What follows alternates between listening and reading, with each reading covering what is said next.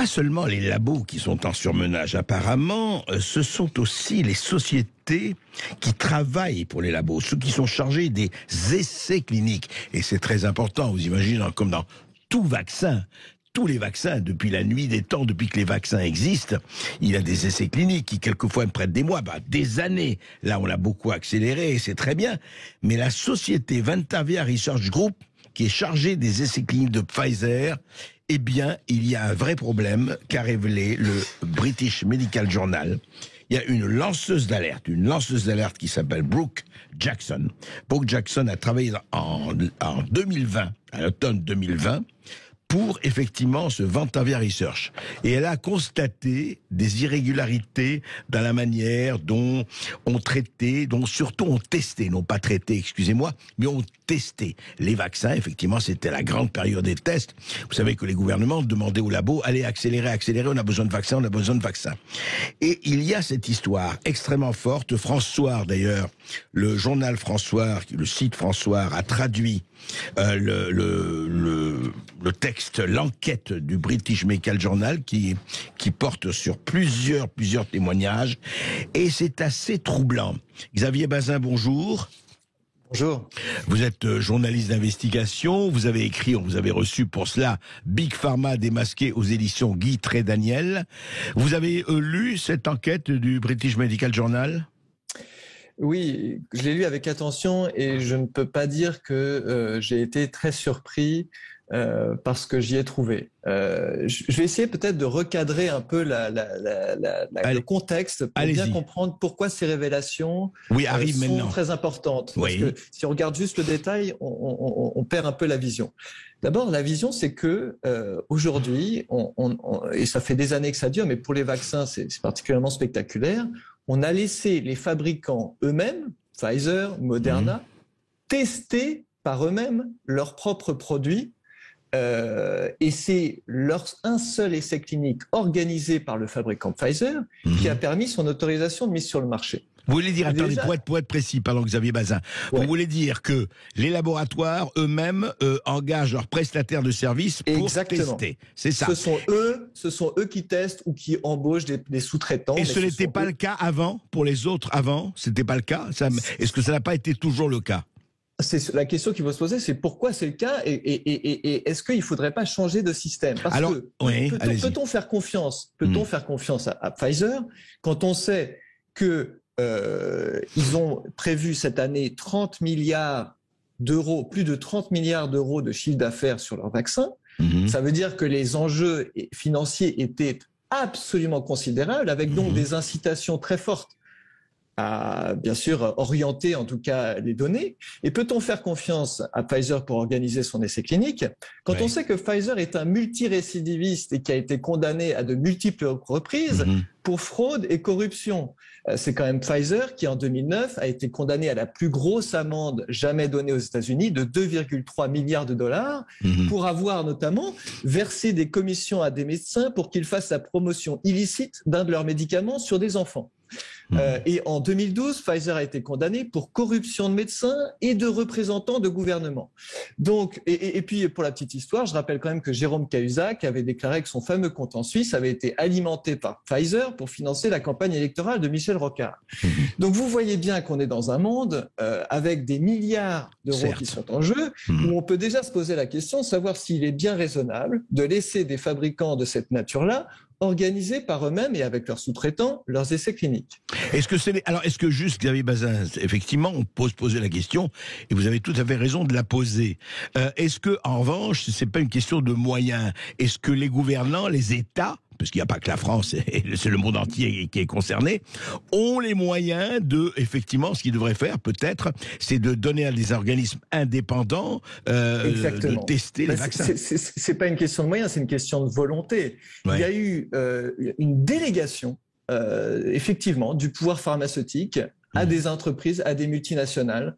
Et cette délégation par les États, pour moi, il faudra y revenir parce qu'elle n'est pas possible, parce qu'elle produit trop de dégâts, trop de scandales sanitaires. Et là, on le voit poindre le scandale sanitaire. Donc, certes, ça coûte de l'argent, mais ça coûte beaucoup plus d'argent de laisser les multinationales faire leurs propres essais avec tout ce qu'il y a derrière et tous les problèmes que ça peut causer. Et alors, le deuxième point que je voulais dire, c'est que il faut bien comprendre qu'il est très facile, ça on s'en rend pas bien compte, mais enfin très facile. En tout cas, il est possible de truquer un essai clinique pour aboutir au résultat désiré.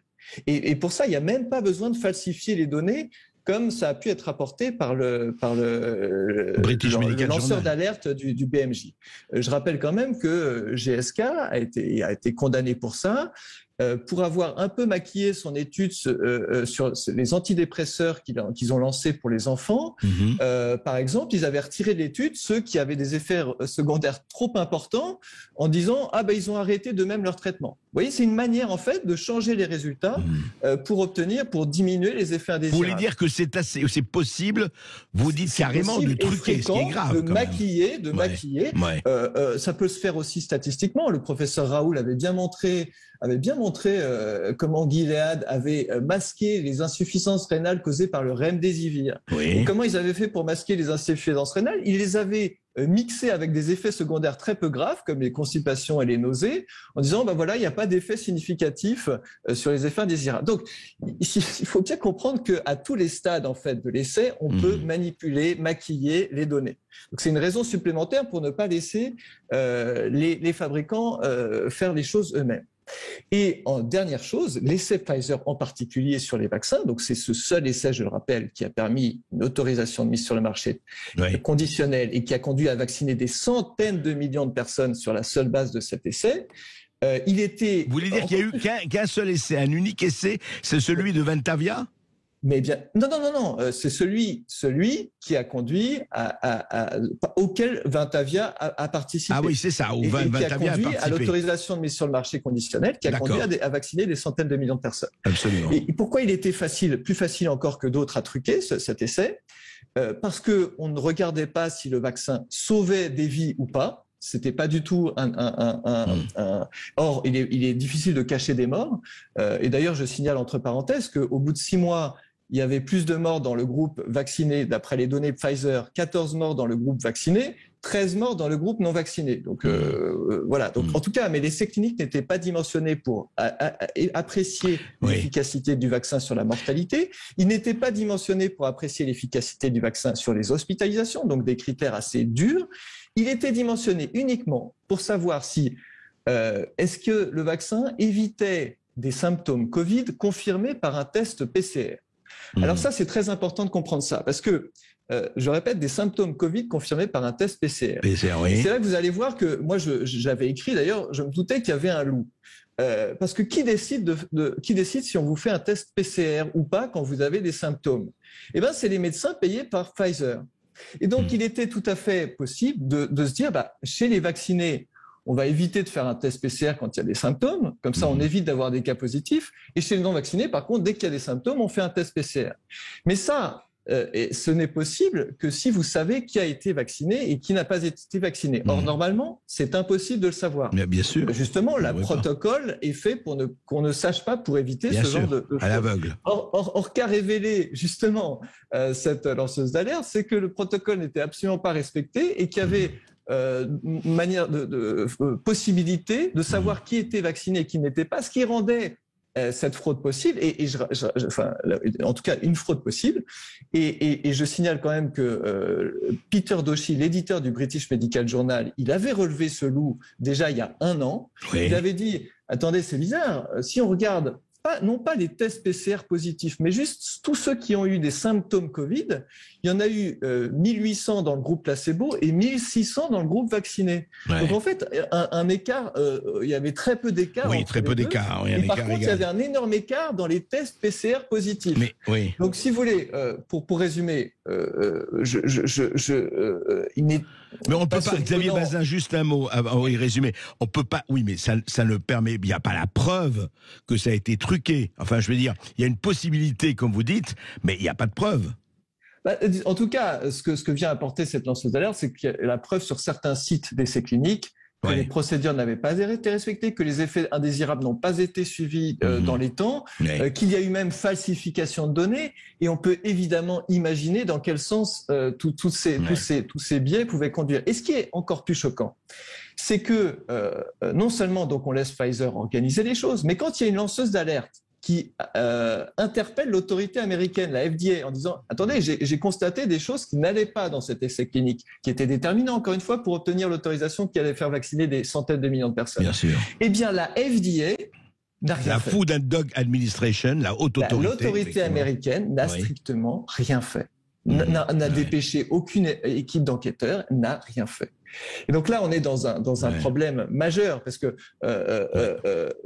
pour problème de contrôle. Évidemment. Alors si on délègue le pouvoir à Pfizer de faire son essai, encore faudrait-il un contrôle extrêmement strict. Mais ce n'est même pas le cas. Donc comment faire confiance à un essai quand il y a 30 milliards par an, 30 milliards d'euros qui sont en jeu par an? Comment imaginer que Pfizer ne soit pas tenté, en tous les cas, de manipuler les choses. Non mais Xavier Bazin, vous posez la vraie question que vous posez, c'est que ce soit Pfizer ou Moderna ou qui que ce soit, ou Sanofi ou Pasteur, quand il y a quelque chose comme ça, c'est vrai que le fait que ce que vous dites, et ce qui est vrai, c'est qu'il n'y ait pas d'autorité de contrôle indépendante avec un contrôle extrêmement strict pour quelque chose qui engage effectivement des centaines de millions, enfin non, c'est pas seulement là, de dollars, mais de personnes, d'êtres humains. Personnes, bien sûr. C'est un vrai problème.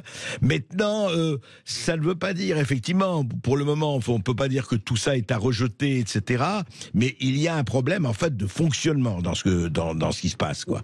Oui, et puis quand même, je suis désolé, mais les 95% d'efficacité qu'on nous avait annoncées, on les a jamais vus comme par hasard, on les a jamais vus dans la vie réelle. Dès le mois de juillet, Israël disait ah non, Pfizer en fait c'est plutôt 39% d'efficacité.